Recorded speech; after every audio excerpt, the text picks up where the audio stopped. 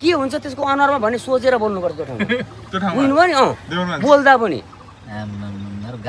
त्यस्तो पनि ठाउँ रहेछ नेपालमा सुनसरी जिल्लामा के नेपालको कुरो गर्नु हाम्रै जिल्लामा चाहिँ त्यस्तो ठाउँ रहेछ सुनसरी जिल्लामै 4 दिन बसेको माछा 4 वर्ष बसेर लाग्नु निस्किन पाइँदैन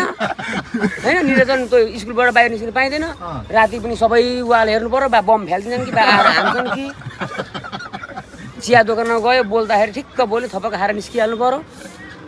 बेलुका त झन् हिँड्नै पाइँदैन सशस्त्र आर्मी पनि थिए नि भएर के गर्नु त्यस्तो हाम्रो गाउँमा हिँड्यो नि गस्ती पनि एकपल्ट लफडा पनि भइहाल्यो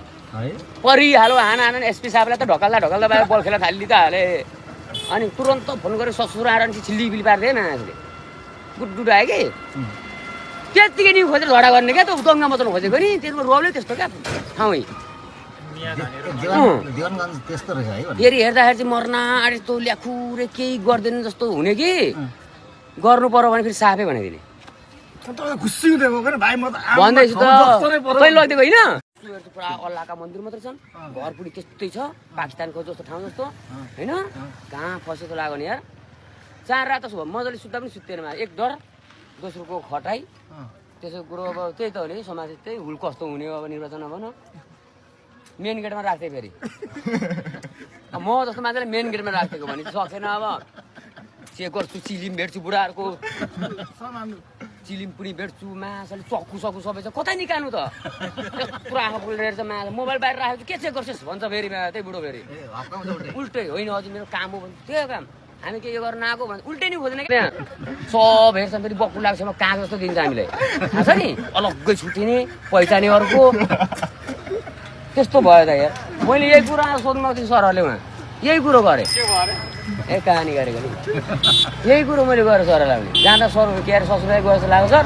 उहाँ पुगेको त इरानमा पुगेको लाग्यो भने के गरेर भने यस्तो त माग्यो सर ठिक हो त्यहाँका पुलिसहरूले कसरी ड्युटी गर्छन् भनेर म लास्ट टेन्सन लाग्यो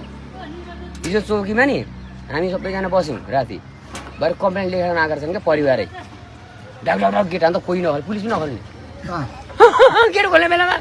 ए केटा आउने गर्छन् तँ केटा तिमीहरू गेट खोल्न चाहेर त को आएछ भने चेक गरेर कोही उठ्दैन केटाहरू पनि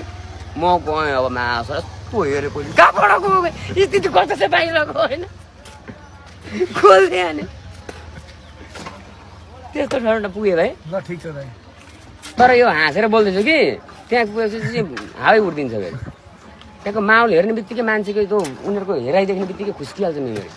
हामी नै क्रस गएपछि हेर्नु न यिनीहरूबाट 1.5 घन्टा उता भनेपछि बुझ्न